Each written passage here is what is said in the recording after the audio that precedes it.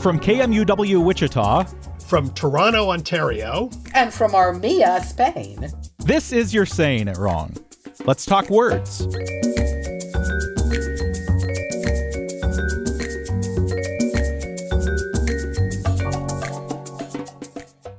Hey, you two. Before we do anything else, you may have introduced me to a new word. I'm not sure if that's what you did or if it was a typo, but there was an email you sent me a week or two back, and at the end of it, you said, "Can't hoit," H-O-I-T. That must have been me. Yeah, it's a New Yorkism. As in the old-fashioned, like in New York, don't hoit. The old Brooklyn accent. Don't hoit. It don't hoit. Hoit. Yeah. Oh, it can't like a boy. hurt. It can't hoit. Can't Yeah. yeah. Well, that makes sense because, so here's what happened. I was like, hoit. Okay, I have no idea what this is. So I looked it up, right? Turns out hoit in dialectical British is a lazy, stupid person. Yeah. And the verb, there's a verb, or at least there used to be a verb, which meant to romp or to play the fool. Can't hoit. Or a hobbling gait in Scots. Okay. And this is also interesting. It's the origin of the phrase hoity-toity. I didn't know that. Oh, wow. Yes. Really? Hoity-toity. Yeah. From what? Which version of Hoyts is hoity-toity? I don't know. They're saying it right here. I'm looking. I mean, as we speak, I'm looking this up. So, but apparently, let's check etymology here. This is very vital. I'm looking up hoity-toity on OED right now. Romping. Okay. Yeah, riotous behavior from the 1660s. Frolicsome. A rumpus. Perhaps like rumpus. Perhaps an alteration and reduplication of dialectical hoiting, acting the hoyden, romping. See also hoyden. Now, I think of hoity-toity not as romping. I think of hoity-toity as like, ew. Hoity-toity, aren't we grand? Yeah, I do too. Yeah. I don't think of it at all that way. Yeah. I have Merriam-Webster up here, and hoity-toity, one definition for the adjective form is thoughtlessly silly or frivolous. The other is marked by an air of assumed importance, highfalutin. Yeah. That's what I would I always never use knew it the as. frolicsome one. Never. Yeah. I would never use it. Never. Do you ever use the word frolic while we're at it? I don't think I have frolicsome. I Do you don't. ever I don't refer to think anything as frolicsome? I rarely frolic. I think sometimes I've seen my cat frolic in the flowers or something. But well, for that matter, do either of you say hoity-toity? I never do. well, no. I do.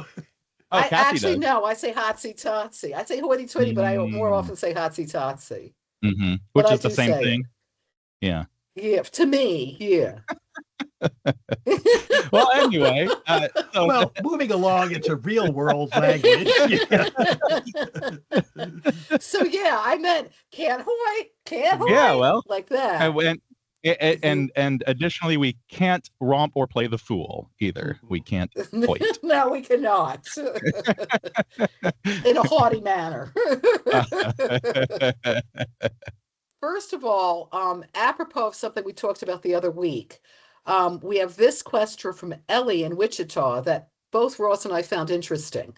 She wrote, if it's a pair of pants and a pair of glasses, why isn't it a pair of bras? It's a great question. It is, and it was really interesting because we didn't know, and we looked it up, and you have to go into the etymological past of English, as always, and English is very capricious.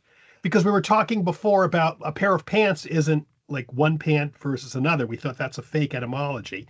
But in a weird way, bras actually, the precursor to bras used to be plural. Before bras were worn in England, people wore bodices, which the OED describes as an inner garment for the upper part of the body, quilted and strengthened with whalebone. But interestingly enough, sometimes bodices apparently may have been two things. A pair of bodices was very common. People would commonly say, yeah, a pair of bodices. Oh, wow. And sometimes, apparently, they were actually referred to things lower as well. We found a citation in the OED from 1625, nothing but her upper bodice. So No, we bodies. Bodies, because it was also called bodies, not bodices. Yeah, that's right. I thought it was pronounced bodice even then, though. I don't know, but whatever. So we have basically a two-part jobber for women underneath their clothes. So what happens next? We have the invention of a one-piece bra. It's an only one-piece item of clothing, so therefore we refer to it in the singular. Okay? And it's basically in juxtaposition to the previous two-part bodice or plural bodies. But it doesn't make any sense anyway, though, because you still say pair of pants, and like a bra is one thing, and pair of pants is still one thing. Yeah, I know. It's so typical English. So it's still ridiculous. No, because we wrote back to her and explained it all. At the end of it, we go like, but it doesn't make any sense anyway. But that's the reasoning. That's what happened. And incidentally, Fletcher, do you know where bra comes from? I never thought of it. I should have known, given the name. But obviously, it comes from the French brasier. But do you know where that comes from? Or brassiere, as we say it in the United States. Oh, I'm sorry. I was doing the French. Yeah. I'm trying to think if I can remember what. It's probably not related to brasserie, but I don't know what brasier. No, I don't know. What's brasier? Is it from a place? No. These are usually place names. No, I don't know. Tell me more. It's actually a compound word. Oh, really? It's a compound word, isn't it? Because it's arm guard. Mm-hmm. Oh. The French, the ancient Greek, why and Latin arm guard? Fletcher said brasserie, and as a kid, I remember I knew the word bra, and then in books I'd read about a brasserie and a brazier, and I always got those three-word brassiere, brasserie, and brazier completely confused, and I was like, why is a bra named after like a place that you go to for wine at night in Paris? Yeah, I don't get it. That is so cool, Catherine. I'm going to now bring up one of my confusions as a kid. I'm not sure they even say, the word matinee? Yeah. Okay. They used to always have matinees when I was a kid somewhere or whatever. But I was always really Broadway. Whatever. Okay, that's where it is. But I was really into animals at that when I was a little kid, and manatee. You know the word manatee? I used to think that people would go to like places to look at, like they had like big pools. And I really had it in my head. And like New York, we lived outside of New York, and I had like people are going to like pools to look at manatees, which seemed reasonable, but it's weird. So Kathy has brasseries, I have manatees. That's interesting. Yeah. Kids are amazing. Did you have one like that, Fletcher? Oh, I'm sure. I can't think of one off the top of my head, though. Okay. But it always gets me because we always talk about how curious kids are. But there's also the corollary, the opposite. They're very accepting too. I didn't really, you know, in both cases, bras, brasseries, yeah, sure. Yeah. Okay. Manatees, matinees, you don't even think, you just accept it. My 4-year-old bombards me with questions when we read a book, and a lot of times when we're coming up on a word I know she doesn't know, I'm like bracing myself, and then she doesn't even ask about it. Well, she asks, why does this person have one shoe on? She doesn't care at all about what infinity means. Yeah, right? No, it's so interesting. I mean, to be fair, they're confronted with so much. You gotta like pick and choose. So. Oh, she rarely picks and chooses. She asks every single question, but except infinity, it turns out. Okay, so now we're going to leave brasseries and manatees and bras to the side. And Fletcher, I've just sent you a sentence. And we'd like you to, this is going on to the next topic. We'd like you to read this sentence that I sent you. Okay, I'll read this sentence out loud. The other day, I got very tired running in my running shoes and then riding on my black striped bicycle down the street. Okay, he did it, Kath. Oh, he did. Can you repeat from on my on the latter part of the sentence? On my Sure. Then riding on my black striped bicycle down the street. Yes, he did. Okay, this is okay. Did I do it right or wrong? I did something, but I don't know what I did. Kath, let's read the email now from Stan in Washington. Okay, Stan in Washington said, "I have an inveterate, purposeful choice of words, NPR listener in Camas, Washington. I don't know how to pronounce that. I'm sorry, Stan. You and lived just in Washington. discovered you're saying it wrong. Episodes of which I am now simultaneously devouring and savoring. Hey, we love that of you. I would like to submit some of my pet peeves, most of which I've been carrying around for a long time, all of which irk me like a pebble in my shoe when they are not actually causing me to fear for the future of civilization. Okay, number one. This is the key right now we're doing. Somewhere, somehow, an H squoze itself between the S and T and S and R in our spoken language. Now, nursery and all words similar are pronounced similar to nursery, and all words similar to strong have become similar to strong. Huh. Some speakers, perhaps out of an abundance of incitement and inspiration, even try to pronounce ST like SHT as in stop sign. This, unfortunately, is particularly evident on NPR, but has seeped into the language everywhere like an articulatory virus. Okay. So now, So what's going on, Fletcher? Did you hear yourself do that or not? I had not thought of it, so I don't know. Let me read it again. Okay. Now he's going to read it like. Well, no, I just won't. I'll just read it. The other day, I got very tired running in my running shoes and then riding on my black striped bicycle down the street. I did do it, didn't I? Yeah, you did.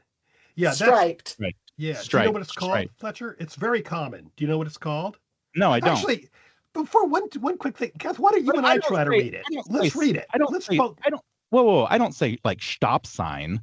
No, you don't. But there's a no, you don't. This is you called have a very slight striped. It's there. It's definitely there on stripe. It's called S retraction or S backing, and you do have it, and it's not universal amongst people. It's also not universal in terms of every T or whatever is done. But I think before we go into that, let's both you and I read it, Kathy. Okay, go. Okay, the other day I got very tired running in my running shoes and then riding on my black striped bicycle down the street. No, you're not doing it. Okay, Kath, you read it. The other day, I got very tired running in my running shoes. I don't like that, running in my running shoes. Oh, I did it deliberately to make it more confusing. Okay. Oh, okay. Running in my running shoes and then riding on my black. Blah, no, I can't do anything. I can't say blah. No, I just wanted to get you calm. Riding on my black striped bicycle down the street. Then riding on my black striped bicycle down the street. No, I don't do it either. No, it's interesting. I do have problem with social though. Sometimes I hear myself say social. Yeah, I do sometimes. Social security. I have a problem with. That's interesting. It's basically it's called S backing or S retraction linguistically. And it's very common. We're not quite sure why people do it. Some people say that the R causes you to go backwards in your head and make the SH turn. It's very common with STRs, particularly among males. I was just about to say it's that STR that really is doing it right there. Yeah. And some people call it it's like Sean Connery does it. What about this? I wonder with that I wonder if that TR especially, because okay, what's that big brown plant that comes out of the ground and has bark and leaves? Say that word. Do you know what I'm talking about? Tree. Wow, tree. Fletcher? Tree. CHREE.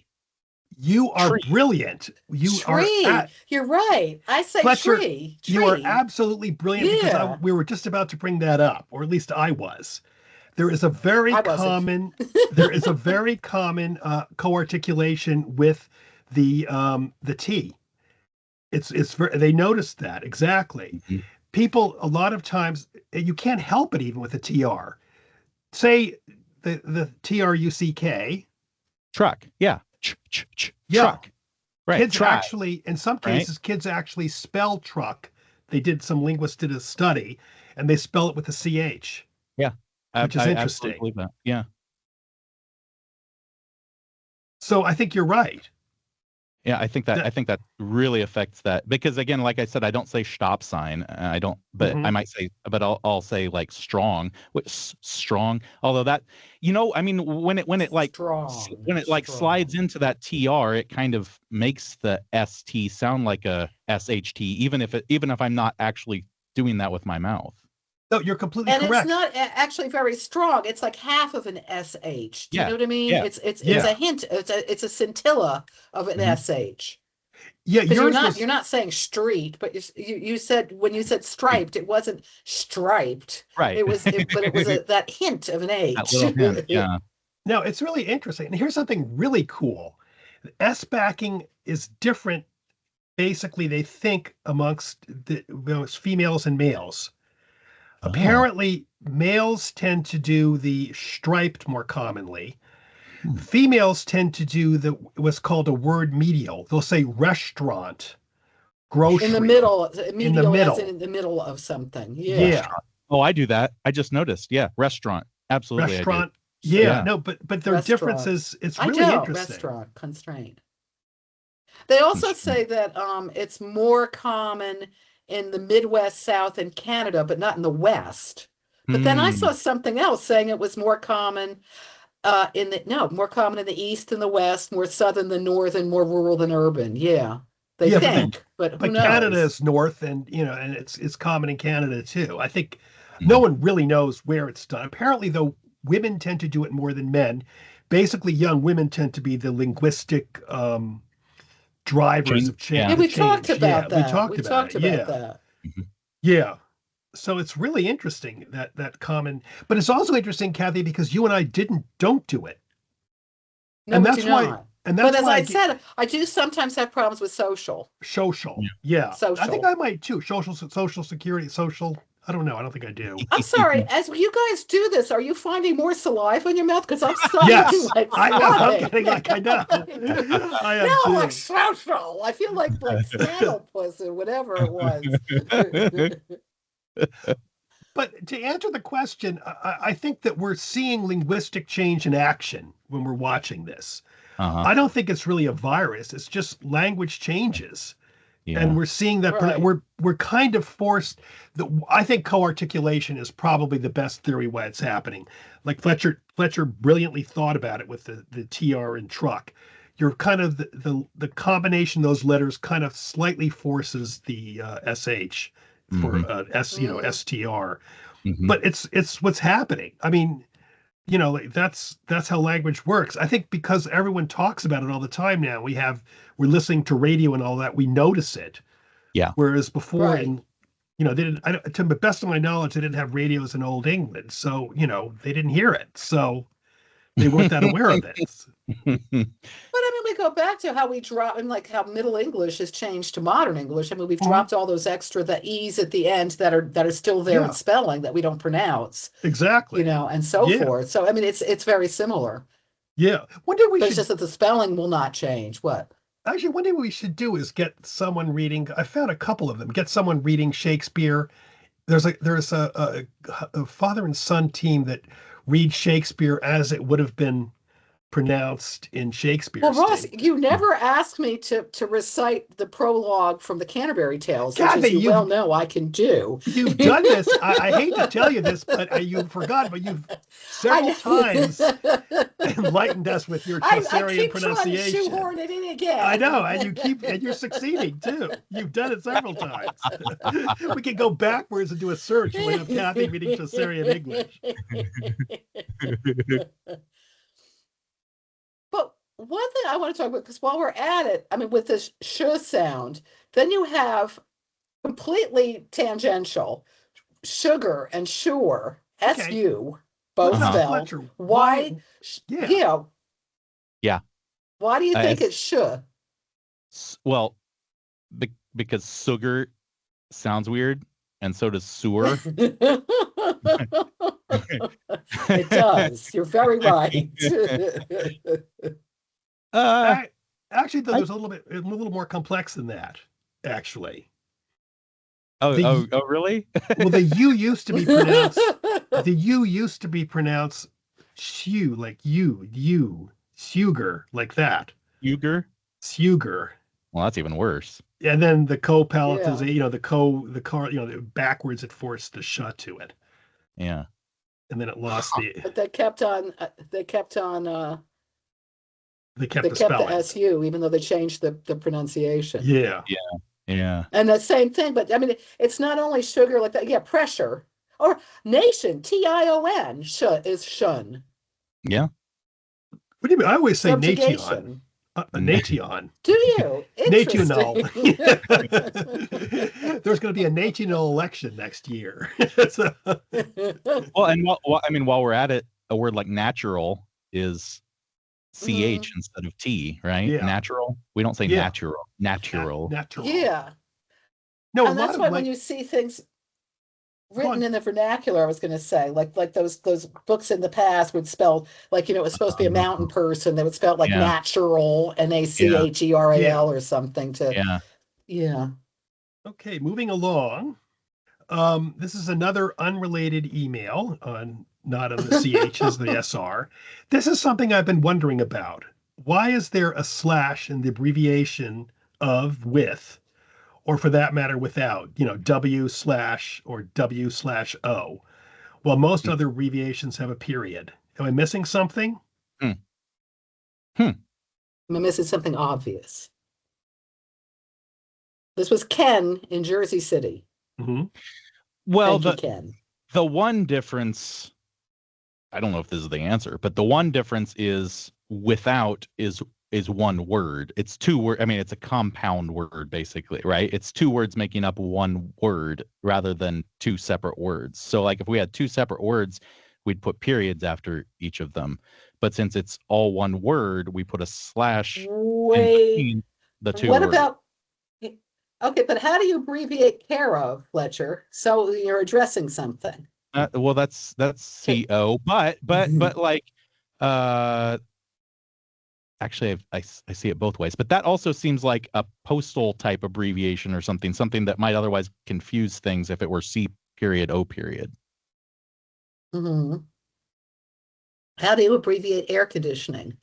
Yeah, I see what you're saying. I was just guessing. I don't know. I was just guessing. That was actually a good guess. It really was a good guess. And we don't really have a great answer, do we, Ross? No, we don't. That's the problem. I know. You get the slash most often with two-letter abbreviations. So it's kind of what you're thinking of when you said the postal thing, because one theory is that a pair of letters could look like a word, like care of, CO looks like co, or C.O. Yeah. You know what I mean? Yeah. So the slash might make the pair of letters, it goes, hi, I'm an abbreviation. I'm not a word, I'm an abbreviation. Here's another question I have. When do we put periods after words that are lowercase and in English? Boy.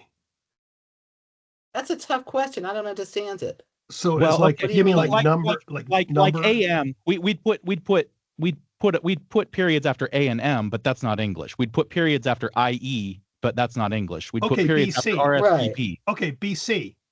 But that's capital. I'm talking lowercase words like without, whatever. It doesn't matter. I'm just trying to think of any examples of lowercase words that are not Latin. That are not Latin or French or whatever. I mean, like RSVP, we would put. Yeah, RSVP. Period. Yeah. Two words. I think we're gonna have to revisit that the next one. We're gonna do frantic. I'm frantically looking up. Wait a sec. Oh, but those aren't lowercase. I was thinking of Mr. and Mrs., but those are uppercase. Again, the first letter is. I'm just all of these others like care of, air conditioner, without. Those are lowercase words and they're in English, and we're putting slashes in there. When are we putting periods? Is what I'm wondering. Abbreviation. CC. ABBR. Period. How about CC? Yeah, but ABBR is 4 letters. I'm talking one letter for each word. Okay, CC. CC. Oh, I don't mean. But you don't do a period after each. Periods after CC. I just see CC. No, you just see CC. Yeah. All I can think of is BC, but the C would be capitalized. So. Yeah. Oh, wait a minute. Is BCC that sometimes they have BCE? That's 3 letters. Same deal. Yeah. That's 3 letters. Well, yeah, 3 letters. I mean, what about BCE is capitalized typically, so. Okay. Etc. Now, doctor is uppercase D. That's a hard question. There's probably an answer, but it certainly seems like if we have just common words that we are abbreviating, we're putting slashes there. If it's a two-word phrase, we're not using periods. Okay, is MD capitalized? Yes. Yeah. Yeah. Okay. Number NO dot. But it's layer not. period. Sorry, But I'm it's just- yeah. That's No. still an abbreviation, like, of the word, not Oh again. yeah, I Again, forgot. it doesn't fit care of air Yeah. conditioner. How about PS? No. Is PS capitalized? Yeah, it usually is. It's also not English, Yeah. is it? No, you're right. What am I saying? Yeah, it is postscript. It's Postscript. It is. postscript. Yeah, but I I thought think it it's from the was Latin, though. postscriptum, Postscriptum. right? It's yeah. Yeah. I mean, I realize I've come up with like a very niche example. Like there probably are not a lot of things that are going to fit here. I just what I'm thinking of are we have talked about these other words, and we're putting slashes there, A/C, Yeah. C/O. Where are my A period, C periods? Okay, Where what about is AC DC? AC alternating current DC? that's not all periods. It's A period, That's C also period. a band, Ross, from Australia. Sorry. But it is AC period. I'm just looking up like alternating current. Just look up. I thought it was ACD. I can't help it. I am thinking of the band, and I will not sing. Don't worry. But I always think of ACDC as not having periods. Yeah. Oh no, usually it does. I'm thinking. Let me just see. Let me just go look up something right now. I mean, I see all of them as AC/DC, and I don't know if that's been influenced by the band or if by the band. I mean, like everything I see is the main job. I mean, here, the main job of an AC/DC No, power it's not. supply. Yeah, it's not period. There's no period. It's just straight, and it's big, and it's No, I don't. I think Fletcher, you've really got something there. Railroad RR. I'm curious. All of them. Railroad. I feel like I'm on yeah. Well, Fletcher, you've got something here. I'm intrigued. I can't see anything. BO, remember that? No, nor I. Remember BO from the old days of TV? Okay, maybe BO. Maybe Yeah, I think we got one. BO. That's well, moving along into more important things. Speak for yourself, Ross. well, what I mean, that kind of was the question, right? Why do these things have slashes in them? And maybe the real answer is there aren't actually things with periods in them that follow that regard the same, common two-word things in English. I think that's a really good guess, Fletcher. I think that really might explain it. It's kind of weird, but I mean, obviously we can't think of any right now.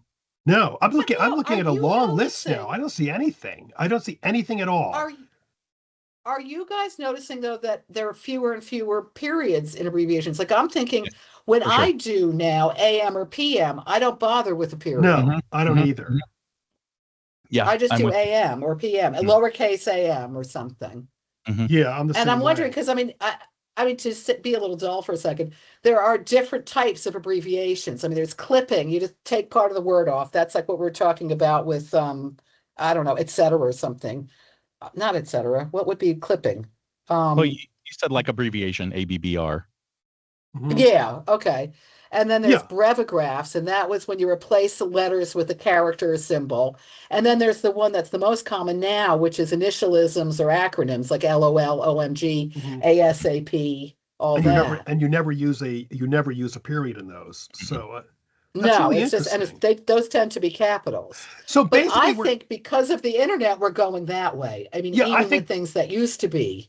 Yeah, I think the slash and the period are both becoming fossilized. They're not going to be used as much. And as Fletcher pointed out, the period is going to be mostly with Latin phrases that are kind of fossilized anyway. IE basically is, no one really knows what IE means in Latin anymore. They just know it. They just chuck it in. Yeah. So basically, we're getting rid of both aspects of abbreviations. Fascinating. Yeah, we really are. Although pair of, you're still going to have the slash. I mean, I still think the slash is actually, I think, more helpful in cases than the period. Because as Fletcher had pointed out, like when you sometimes see it without the slash, it looks like a word. I agree with you, but I agree with you completely, but I think those are going to be fossil expressions like post-snow bills when they put it up, which means no one really thinks of handbills when they say post no bills. You see post no bills sign, don't put stuff up here. Mhm. And CO, Yeah. AC, and NA are like basically fossil things. When we have new things that are coming up that we're going to use abbreviations for, we're not going to use the slash. Those are just left, is what I think. I think you're right. Wow. I think you're absolutely right. Okay, we have a little quiz coming up, Fletcher. Okay. Kathy explained to you About the different abbreviations. Oh, great. So we have the first one, and this is Kathy. You want to read it? Okay, the abbreviation is NO dot. NO dot. What? Yes. I'll paste it in for you. What is that an abbreviation of? Typically, it's an abbreviation of number. Right. Very good. Good. Okay, So now we have now a question. Where does it come from? The Latin word nomen, meaning name or noun, extended to counting. 2, the Latin word nota, meaning note or point. 3, the Latin word numerus, meaning number, Numerus. 4, the Latin word numus, meaning a coin, Nummus. Later extended to counting coins, and then, of course, number. Oh, wow. So I guess that's where numismatist comes from. Huh? Yes, it does. Very good, Fletcher. That's one of those words I always have to stop to say before I say agree. it. I agree. Super weird. That one and the stamp collector one really gets me. Is that philatelist? Yes, it sounds obscene Yes. too. Isn't that weird? Yeah. You wouldn't know what those were if you didn't know what they were. No. Well, the inclination, of course, is to assume that it comes from one of the first two because those are NOs, but I'm going to say not. I'm going to say they came from one of the NUs for some reason. So do I go with numerous or do I go with numus? Let's just go with numerous. Fletcher, you got it right. I'm very proud of you. Thanks. I'm upset. I should have mixed the NUs and the NOs. It comes from the abbreviation numerous. Actually, the O, there are endings in Latin change. It's the ablative case, which ends with an O. So it gets N. Numerous is when the noun, and the numero is of or referring to number. So it's N, the first letter, and O, the last letter. Very good. Wow. Very good. I'm impressed. Okay, now we have Kathy's favorite. You told me this years ago. I know you love this. I know. It's like one of those facts that I just hug all the time. I know. I'm going to read ampersand. I'm going to read it and let Kathy explain it. What is ampersand most closely related to? X, Y, Z, per se, or the Latin et, meaning and? 1, X, Y, Z. 2, per se. 3, Latin et, meaning and. I think I may be able to pinpoint exactly when I learned this, and I think it was in 6th grade. And I think my mother was my 6th grade language arts teacher. That's what we called that class in English. Yeah. And I guess this doesn't mean it's true, but my teacher said it and my mom said it, and they were the same person. And so I believed it ever since. Apparently, when you used to recite the alphabet, you'd say A per se A. Now, I don't know why you did that, but B per se B. You'd get all the way to the end, and you'd have that symbol, the ampersand, and you'd say and per se and that sort of turned into ampersand. Wow. Excellent. Very good. Although we didn't have that, it was after everything. We just had it, what we had read, but you might be right, it was A, B, C, D, E, F, G, the old way, but then it would go X, Y, Z, and per se, and at the end. But then they said when they changed the alphabet song to the Twinkle, Twinkle, Little Star tune, they got rid of ampersand because it didn't fit, which sounds so believable. So I don't know if it's your way or our way, but the bottom line is yes, it was considered sort of like the 27th letter of the alphabet unofficially. Yeah. But then in the late 19th century, it lost favor. It just sort of lost. Well, I'm going to give you two a Latin quiz right now. What does per se mean? Why That's would what it be here? That's what I was going to ask. Oh, no. Oh, shoot. And I wrote a whole thing about per se. Oh. It means I'm going to defer to Fletcher. No, Ross. okay. Ross, I'll quickly just say it. So it means in and of itself. okay. Per se, per itself, by itself, in and of itself. So I guess when they're saying it, my guess would be A in and of itself, B in and of itself. I think it's really dumb, but that's what they they did. Weird. Yeah. A by itself, B by itself, C by itself. And by itself. Huh. But the symbol itself meant and. Yes. Yeah. Right, because it was the Latin letters E and T intermingled, Yes. sort of swirled together. Yeah. Yeah, they do little. Latin was really big on like doing all sorts of like mushy letters together. They're dictionaries just of Latin abbreviations because the mounds of letters all done up. Well, I always loved the A and E mushed together as a kid. I always thought that was so fascinating in British books. Don't tell me what a pain that is looking up books, though. Because a lot of when you look up books for values, a lot of times they have the A and the E separate. And then if they have the A and the E mushed together, you get nothing. So it's a pain. I hate it. You're Saying It Wrong is part of the NPR network and is produced in the studios of KMUW in Wichita, Kansas by me, Fletcher Powell. Kathy Petrus records from her home in Armia, Spain, Ross Petrus from his home in Toronto, Ontario in Canada. Torrin Anderson composed our theme music, and our digital team is Beth Golay and Carly Cooper. You can find all of our past episodes by subscribing to the You're Saying It Wrong podcast wherever you get your podcasts, or by visiting us at kmuw.org. If you have a question for Kathy and Ross, if you'd like to suggest a topic, or you just want to reach out, you can email me at powell@kmuw.org or email them at kandrpetrus@gmail.com. You can also email us a voice memo of you asking your question. You might get your voice heard on air. If you'd like to do the same thing by downloading the KMUW app, you can do that and just click the Talk to Us button.